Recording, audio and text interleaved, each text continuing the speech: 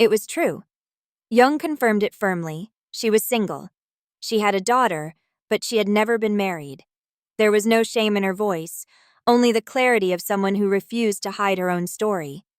She was a single mother. Chae Eunbi, upon hearing that, apologized, surprised, not knowing if she had offended. But Young simply smiled. Everything was fine. There was nothing to regret. She told her that it wasn't something that should be considered bad. She spoke of her daughter with pride, stating that she was very beautiful. Eunbi, impressed, admitted that the courage of Miss Lee moved her in a way she couldn't explain. Young was kind, and so brave. She herself would never have had the courage to make such a decision. Perhaps, she thought, Young really was an extraordinary woman. At that moment, an employee approached her superior to talk about the presentation. He agreed, and they walked together to the meeting room. Later, as they were preparing to leave, Ki-hoon offered to drive her. She thanked him. In Ji-hoon's office, the employee tried to bring up the presentation again and suggested that perhaps Miss Chae was not the most suitable person for that task. But he interrupted her, asking her to wait, while Ki-hoon asked Jung-oh if she was okay. She replied that she was. He sighed in relief, though his expression still showed frustration. He was upset. He said it was because of Miss Chae. He hadn't known she could be so cruel. The truth had spread in a way he hadn't imagined. He wanted to protect Young. She thanked him and assured him that she really was fine, and so she asked to go down together to the first floor. In the bathroom, an employee told Eunbi to keep quiet if she didn't know the whole story. Eunbi ignored her, wondering why everyone on Team 2 was so foolish and whether they really understood anything at all. Shortly after, Chae answered a call. She responded in a formal tone. It was Mrs. Jung who wanted to speak with her. Chae accepted immediately and began to think that Ji-han would soon know all the details. Eunbi arrived without preamble and upon entering asked the director what had happened. The man informed her coldly that she would no longer participate in Seoul Telecom's competitive presentation. She was no longer included. When she asked why, he answered harshly, she wasn't necessary. He told her to focus on her own work. She said nothing. She pretended not to care and asked if that was all he wanted to tell her. But then Ji-hyun confronted her with a direct question, asking if he belonged to her. She was shocked. She didn't understand at first. He then clarified. He had heard everything from outside the restaurant. He heard when Chae told Miss Lee that he was hers. But not only that, he also heard Jung-oh say that he belonged to her. He had heard both things. Hearing that, Eunbi wondered if she wasn't the only one, recalling that moment, only to then question why he only attacked her. He accused Chae of spreading lies and warned her that if she continued, she would have to face legal consequences. Chae, outraged, asked him if he shouldn't be thanking her. He wanted to know why, and she replied, because Lee Jung-oh was also constantly lying, besides the fact that she was a single mother. Ji-hoon remained silent for a few seconds, then called her name, before looking at her with a grim expression and ordering her to shut up. At Young's home, she was beside her daughter, admiring her beauty, until Young's phone rang. It was Mrs. Song, who asked if she was okay. Young replied that yes, there was nothing to worry about. Mrs. Song told her she had spoken with Mr. Ji-han about Miss Chae's exclusion from the project, since she would bring no benefit, and Ji-han had agreed. Rumors were already circulating. Everyone was talking about the end of the relationship between Chae and Ji-hoon, and of course about how Chae was taking it out on Miss Jung Lee. Mrs. Seong advised her to stay out of it. She told her she didn't want to see her hurt, and that the best thing was to wait until things calmed down. Young thanked her for the advice. She knew how to protect herself. At home, she tried to stay calm. She repeated to herself that it didn't matter. In fact, it was better this way. With the rumors going around, any relationship with them would be too risky. Keeping her distance was the safest. It was the right thing to do. Even if her life was in chaos, she would move forward, day by day, because in the end, the only thing that mattered was her daughter, her little princess, Yana. She apologized softly for not being able to play with her that night. She asked her forgiveness for everything, and then she told her she loved her. On the other hand, Ji-han also had an important conversation. He called Eun-yup with the intention of confirming something. The latter, anticipating, asked if Eunbi had told him anything. Ji-hyun denied it and instead asked him if he had told him the truth. He said he hoped that at least he would listen to his own brother. However, Eunbi kept saying that Ji-hyun belonged to her. That was defamation, and they both knew it. Yoon-yup then assured him that he would take care of the matter. Ji-hyun thanked him and warned him that the call was being recorded. The lawyer was surprised, but understood. The director added that what his sister had done justified everything and that the world could be terrifying. Then, he said goodbye and hung up. After that, Yoon-yup exploded with rage. He threw objects to the floor just as an assistant was entering the room. She, puzzled, asked if something was wrong, but he only asked her to clean up the mess. While the woman silently obeyed, Yoon-yup furiously reflected that Ji-hyun was shameless. How dare he threaten him? He remembered that 7 years earlier, when Jeon Ji-hyun was in a coma, his mother had begun moving in the shadows. What caught his attention most was that she persistently sought someone named Seong-woo. Driven by curiosity, he decided to investigate.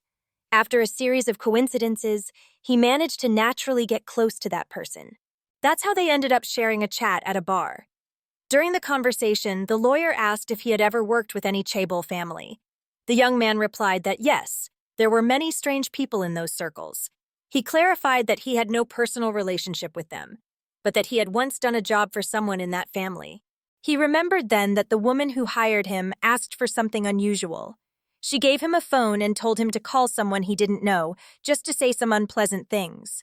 The lawyer wanted to know exactly what they told him to say. Without hesitation, the voice actor repeated what he had said back then, that she was bothering him, and that if she called him again, she would get into trouble. Hearing those words, Yoon-yup fell silent. He reflected that the voice was exactly the same as Ji-hoon's. He couldn't help but wonder why Mrs. Youngmi had arranged all that just while her son was in a coma. He asked if it had only been a one-time job. The voice actor nodded. He said yes, it was only once. He added that he still perfectly remembered the name of the woman to whom he had said those words. Her name was Lee Jung-oh. Sung-kyu was with his friend, thanking him, and also telling him that they were expecting their third child. However, the joy of the news came accompanied by a quiet concern. His wife seemed to be going through a difficult time, and although he tried to remain calm, he couldn't ignore the unease growing inside him. The question arose hesitantly, almost in a whisper, wanting to know if something was wrong with her. Ji-hyun asked if he could find out something about Jung-oh. It was strange to hear that name in that context, and Seung-kyu reacted with bewilderment. He wanted to know why. Then came the revelation. Young was a mother, a single mother. Seung-kyu was surprised. Ji-hyun didn't want anything compromising, just some basic data. Who she lived with, if she was dating someone, if she had been, and if they were still together. Nothing out of the ordinary, but not simple either. It was a delicate request. Even so, his friend accepted. That's why the director told him he would need his help, since he was the only person he truly trusted. That was when his friend reflected. It was the first time he had ever asked him for such a thing. Many days passed, busy with preparations for the Solly Telecom presentation. On one of those days, a curious scene caught her attention. Young-oh was with a colleague, both wearing matching t-shirts. He, laughing, commented that they looked like a couple. She smiled, though she kept a reserved attitude. Everyone there knew she was a mother. The colleague joked that maybe they also knew about the attraction he felt for her. Young replied that he was asking for trouble, but then confessed that she knew how to provoke him. That's when someone appeared in the hallway. The director. Both employees greeted him, but he walked past without responding. Young-oh thought everything was fine. She wasn't so weak as to despair over things like that. The days went on and the focus returned to work. In a meeting, Ji-hyun commented that the launch schedule was very tight. If they managed to close the contract, they would have to schedule the filming immediately. The team was prepared, working with confidence but also with caution. The rehearsal had gone well. The director looked at Jung and asked her to do the same as in the rehearsal. That would be enough. She nodded confidently and promised they would work hard. Soon they would be in front of the CEO of Solly Telecom, a man known for his particular emotional code. If he pushed the chair back and looked firmly at the presenter, it meant that something interested him. On the other hand, if he leaned back, it was a sign of satisfaction. That gesture would be the real thermometer. Everyone had to be alert. Finally, the day came. Already at the Solly Telecom building, they called Max Communications. It was time to begin. Ji-hyun was also present, watching everything closely. The CEO greeted the director, who responded cordially, and immediately announced that they would begin the Max planning presentation. The title, Next Generation Video Call Application, I Want to See You. After the presentation, it was time for the production plan. Young was nervous. Her hands were cold. She wondered if the team leader also felt that way. She thought it was normal to be nervous, but everyone had worked to the fullest for that day. And since they had put so much effort, she knew she could do it well. With that conviction, she presented with confidence. She introduced herself as a copywriter at Max Communications and began the production plan. At the end, she thanked them for their attention and prepared to answer questions. One of them was particularly intense. The CEO wanted to know what she thought about portraying a mother's love, what it meant to her to be a mother. Young took a deep breath. She remembered moments with her daughter and her mother. Then she replied, "A mother is someone who gives without limits and yet suffers for what she couldn't give. She always feels that it wasn't enough." She believed that the Me and Talk app could be a tool to share real emotions, to show the love and sadness that many mothers hide in simple words like, "I miss you." The room fell silent. Shortly after, they asked her to step out. The presentation was over. Moments later, the team was called back in. The executives had already made a decision. Max Communications would be the chosen one. The team celebrated despite the exhaustion. However, something wasn't right. Seungkyu was pale, barely able to stand. Jung-oh asked her if she felt okay, and the leader confessed that she thought she needed to go to the hospital. Within minutes, they were there. The diagnosis was clear: acute appendicitis. Immediate surgery was required. The problem was that there was an important meeting that same afternoon and a business trip scheduled for Friday. Responsibilities quickly began to be redistributed. Someone had to travel. Then they asked Young if she had a passport. She replied that yes, somewhere in her house. She would be the one to travel instead of Seungkyu. The destination? Australia. She hesitated for a moment. She had been there before, yes, but 7 years ago. Even so, it was the most logical option. The leader recalled that she too had started as a copywriter. She told her that if one day she wanted to be a creative director, she would have to face challenges like that. She trusted her. It was an unexpected trip, and not to just any place. She was going to Melbourne, Australia, the place where she and Ji-hyun had met. The news spread quickly. Young would travel on behalf of Seungkyu. Someone questioned whether she would be well received, considering her position was lower. But the director was clear. She was the right person. And to balance the situation, he himself would travel with her. He asked everyone not to worry. That said, he would leave only on Sunday. Yena was saddened by her mother's departure. Young tried to console her by telling her that if she ate well and obeyed her grandmother, her mom would soon be back home. Yena nodded and asked her not to forget her gift. Young's mother assured her not to worry about Yena and to focus on her work, as well as being careful with what she ate. Young confirmed she would, and after saying goodbye, headed to the airport. Upon arrival, she was amazed by the place. While looking at the scenery from the transport window, a coworker asked if she had ever lived in Melbourne before. Young replied that yes, 7 years ago, although only for a few months.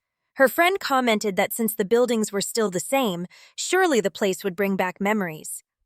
Young admitted it with a calm smile.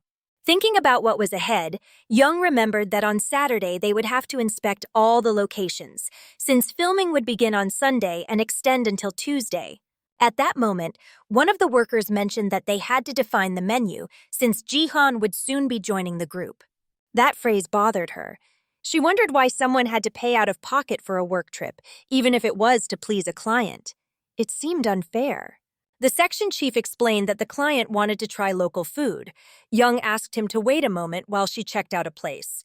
She said she knew a nearby restaurant and was encouraged to see it was still open. The boss asked her which one it was. She replied that it was a place she deeply loved, highlighting the quality of the food, the variety of the menu, and best of all, that it was open on Sundays. She even confessed she would die for their meat pie, which was incredible. However, she was faced with an unexpected memory. She had taken Ji-hyun to that restaurant in the past, and they had even taken a picture that was later hung on the wall. The section chief commented that the place sounded excellent and that they would go there. But Young, somewhat agitated, asked if she could step out for a moment, assuring it would only take her about 40 minutes. The boss asked if there was a problem, to which she replied that she would make the restaurant reservation on the way. She went to the restaurant and, sitting near the photo wall, began to search. When she found the picture of both of them, she felt a knot in her stomach. She imagined what would happen if someone recognized her. Without thinking too much, she removed the photo and replaced it with another random one. Upon leaving the place, she reflected on the guilt she felt. She hadn't even made the reservation, so she would have to call to confirm it. She looked at the picture in her hands. Ji-hyun, 26 years old, and herself, 23. She wondered what had made them smile so much at that moment. Meanwhile, Ji-hyun had also arrived in the city. He remembered that 7 years earlier he had traveled to Australia after completing his military service. He spent 3 weeks there, but didn't keep clear memories of the place. He checked the time, picked up the phone, and notified that he was already present, although he didn't know exactly where the filming site was. The person on the other end informed him that Young was on her way to pick him up. From afar, he saw her arriving by the beach. When she stood before him, she greeted him kindly, pointed out the right way, and asked him to follow her. Ji-hyun thought that, like the meaning of her name, midday, Young always approached him naturally, and then walked away just as quickly. He couldn't help but wonder why it was like that. A colleague approached Ji-hyun and commented that he had finally arrived. He greeted him and asked if they had already had lunch.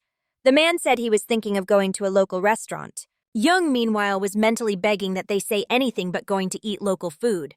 Ji-hyun replied that any option seemed fine to him, and the other asked where they could go. Then, Ji-hyun looked at Jung and asked her if that restaurant was nearby. She, visibly uncomfortable, confirmed that yes. But she thought she couldn't go back in there, fearing they would discover she had stolen the photo. Quickly, she said her stomach hurt and that she needed to go to the bathroom. She assured them that she had already made a reservation under Ji-hyun's name and that he didn't need to worry, that he should enjoy lunch. One of the men commented that he felt sorry for her since she had recommended that restaurant. The director asked if she had really suggested it, and the section chief confirmed yes, that it was a place she used to frequent. When they arrived, the waiter welcomed them with a big smile, saying it was a pleasure to see him again. Ji-hyun, surprised, asked if he knew him. The waiter assured him yes, that he had visited the restaurant years ago, and even asked if he didn't remember. Ji-hyun replied no, that he had no memories of the place. The waiter insisted. He claimed to have the best memory in town and remembered his name. He said he had even put a photo of him on the wall and asked how his girlfriend was. That phrase left Ji-hyun puzzled. The waiter wanted to confirm if the woman in the picture was his girlfriend, since they looked very close. The director asked if he had really taken a photo with someone. The waiter, convinced, went to look for it. But he stopped, confused. He swore the picture had been there the last time he saw it. After searching more thoroughly, he finally found it. Ji-hyun was silent, shocked. He didn't remember having taken that photo.